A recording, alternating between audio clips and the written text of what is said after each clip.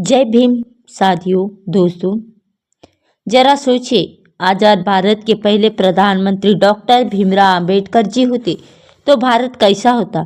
क्या आज भारत गरीबी, जातिवाद और असमानता की जंजीरों से इतनी बुरी तरह जकड़ा हुआ होता? क्या हर बच्चा शिक्षा से वंचित होता, या फिर भारत दुनिया के सबसे विकसित देशों की कतार पर खड़ा होता? तो सवाल हर उस इंसान के दिल में आता है जो बाबा साहब भीमराव अंबेडकर जी के योगदान को जानता और समझता है। लेकिन अफसोस, इतनी बड़ी शख्सियत जिसने करोड़ों दलित, पिछले और वंचित समाज को इंसान होने का अधिकार दिलाया, जिसने हमें दुनिया का सबसे बड़ा लिखित संविधान दिया, जिसने लोकतंत्र की नींव रखी, वो बाबा साहेब भीमराव अंबेडकर जी भारत के प्रधानमंत्री क्यों नहीं बन पाए? आखिर क्यों? इसके पीछे की सच्चाई क्या थी? क्या सच में बड़े नेताओं की कोई चाल थी, कोई राजनीतिक षड्यंत्र था, या फिर जातिवाद की दीवारें इतनी मजबूत थी कि डॉक्टर बाबा साहेब आम्बेडकर को प्रधानमंत्री की कुर्सी तक पहुंचने ही नहीं दिया गया? तो दोस्तों, इस वीडियो के आखिरी तक बने रहे, क्योंकि आप जानेंगे वह सारे कारण, वह सारे राज्य जिनके चलते डॉक्टर बाबा साहेब आम्बेडकर प्रधानमंत्री नहीं बन पाए। और यकीन मानिए, जब आप पूरी कहानी सुन लेंगे तो आपके मन में सिर्फ एक ही ख्याल आएगा, अगर बाबा साहब प्रधानमंत्री बन जाते तो भारत आज बिल्कुल अलग होता। तो दोस्तों, अगर आप हमारे चैनल पर नए हो तो अभी के अभी हमारे इस चैनल को सब्सक्राइब करके वीडियो को लाइक कर दो और अपने दोस्तों के साथ हमारे इस वीडियो को शेयर भी कर दो। और अगर आप इस वीडियो को अंत तक नहीं देख सकते तो अभी वीडियो छोड़कर जा सकते हैं, क्योंकि हम नहीं चाहते कि आपको वीडियो से जुड़ा अधूरा ज्ञान हो। तो चलिए आज के इस वीडियो को शुरू करते हैं। तो दोस्तों, भारत का निर्माण करने में डॉक्टर बाबा साहेब आम्बेडकर जी का योगदान किसी एक किताब में समेटा नहीं जा सकता। उन्होंने बचपन से ही अन्याय और भेदभाव का सामना किया। पानी तक पीने का उनको आज़ादी नहीं थी, स्कूल में बैठने की जगह नहीं थी, समाज में इंसान समझा ही नहीं जाता था। लेकिन वही बच्चा आगे चलकर इतना बड़ा विद्वान बना कि पूरी दुनिया ने उसे सलाम किया। उन्होंने अमेरिका और लंदन से उच्च शिक्षा की प्राप्त की, अर्थशास्त्र, राजनीति, समाजशास्त्र, हर क्षेत्र में महारत हासिल की। जब भारत आजाद हुआ तो संविधान सभा ने उन्हें संविधान मसौदा समिति का अध्यक्ष चुना। तो दोस्तों, ये कोई छोटा सम्मान नहीं था, ये इस बात का सबूत है कि डॉक्टर बाबा साहेब आम्बेडकर जी के बिना भारत की कल्पना अधूरी थी। उन्होंने दुनिया का सबसे बड़ा लिखित संविधान तैयार किया, जिसमें हर नागरिक को समानता, आज़ादी और न्याय का अधिकार मिला। उन्होंने दलित, महिलाओं और पिछड़े को वह हक दिया जिनका सपना उन्होंने सदियों से देखा था। लेकिन दोस्तों, सवाल अब ये वही है, इतना बड़ा योगदान देने वाला इंसान प्रधानमंत्री आखिर क्यों नहीं बन पाया? क्यों उनकी प्रतिभा और मेहनत के बावजूद उन्हें सिर्फ संविधान निर्माता तक ही सीमित कर दिया गया था? तो दोस्तों, अब आते हैं असली मुद्दे पर।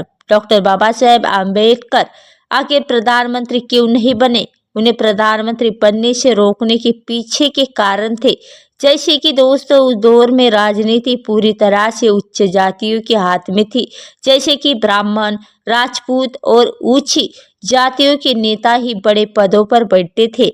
एक दलित का प्रधानमंत्री बनना उनके लिए असंभव जैसी बात थी। अगर डॉक्टर बाबा साहेब आम्बेडकर जी प्रधानमंत्री बन जाते तो पूरे देश की सामाजिक संरचना हिल जाती। तो यही डर कई बड़े नेताओं को था कि डॉक्टर बाबा साहेब आम्बेडकर जी प्रधानमंत्री बन जाते तो उनकी सोच थी कि देश पहले ही राजनीति के बाद में, जबकि उस समय के बड़े नेता सत्ता और कुर्सी की राजनीति में उलझे हुए थे।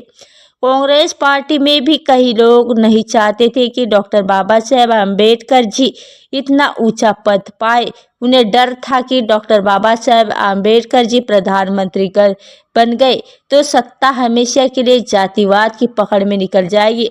तो दोस्तों, यही सच है कि महात्मा गांधी और पंडित जवाहरलाल नेहरू जैसे बड़े नेता उस दौर में भारतीय राजनीति पर हावी थे और कांग्रेस पार्टी ही देश की सबसे बड़ी पार्टी थी और कांग्रेस ने अपने नेताओं को ही आगे बढ़ाया। महात्मा गांधी जी की इच्छा और नेहरू जी की लोकप्रियता ने यह सुनिश्चित किया कि प्रधानमंत्री की कुर्सी पर डॉक्टर बाबा साहेब आम्बेडकर नहीं बल्कि नेहरू बैठे। उस समय की सत्ताधारी वर्ग को ये भी डर था कि अगर एक दलित प्रधानमंत्री बन जाएगा तो पूरे देश में दलित समाज की आवाज़ बुलंद हो जाएगी और सदियों से चल आ रही जातिगत वर्चस्व की दीवार ढह जाएगी। इसलिए हर हाल में डॉक्टर बाबा साहेब आम्बेडकर जी को रोकना जरूरी था। तो दोस्तों, अब सोचिए, अगर डॉक्टर बाबा साहेब आम्बेडकर जी प्रधानमंत्री बन गए होते तो भारत की तस्वीरें कैसी होती। तो दोस्तों, हर बच्चे को शिक्षा का अधिकार मिल जाता, जातिवाद के जंजीरों बहुत पहले टूट जाती, गरीबों और किसानों के लिए ठोस नीतियाँ बनती और भारत की अर्थव्यवस्था मजबूत होती, क्योंकि बाबा साहेब आम्बेडकर जी एक महान अर्थशास्त्री भी थे। भारत दुनिया के सामने समानता और न्याय का असली उदाहरण पेश करता, लेकिन अफसोस ऐसा नहीं हुआ। राजनीतिक और जातिवाद ने मिलकर भारत को उस दिशा में जाने से रोक दिया। तो दोस्तों, बाबा साहेब आम्बेडकर जी बचपन से ही जितनी मुसीबतें देखी इतनी शायद ही कोई नेता देख न पाया हो।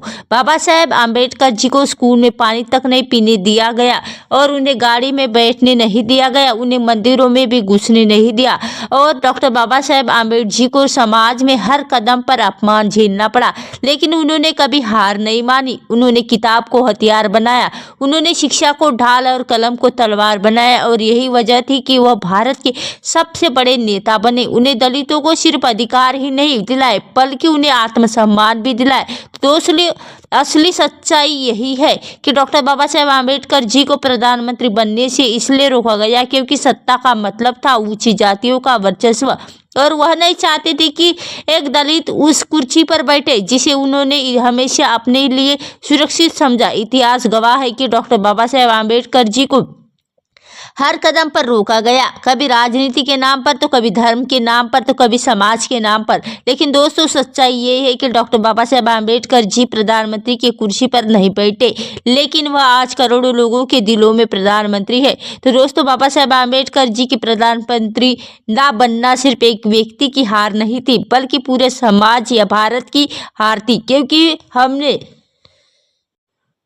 क्योंकि उस समय हमने वह मौका खो दिया जब एक सच्चा, ईमानदार और दूरदर्शी नेता भारत को एक नई दिशा दे सकता था। लेकिन आज भी हम उनके विचारों को अपनाकर भारत को बदल सकते हैं। लेकिन बाबा साहेब डॉक्टर आम्बेडकर जी का सपना था शिक्षा, समानता और भाईचारा। अगर हम सब मिलकर इसे अपना ले तो भारत आज भी दुनिया का सबसे महान देश बन सकता है। तो दोस्तों, अगर आपको ये वीडियो पसंद आया हो तो इसे शेयर जरूर करें ताकि हम भारतीयों को भी पता चले कि डॉक्टर बाबा साहेब आम्बेडकर जी को प्रधानमंत्री आखिर क्यों नहीं बनने दिया गया।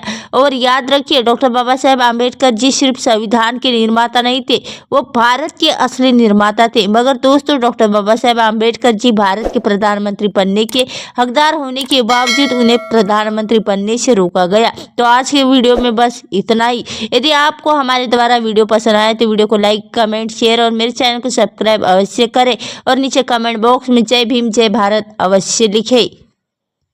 धन्यवाद।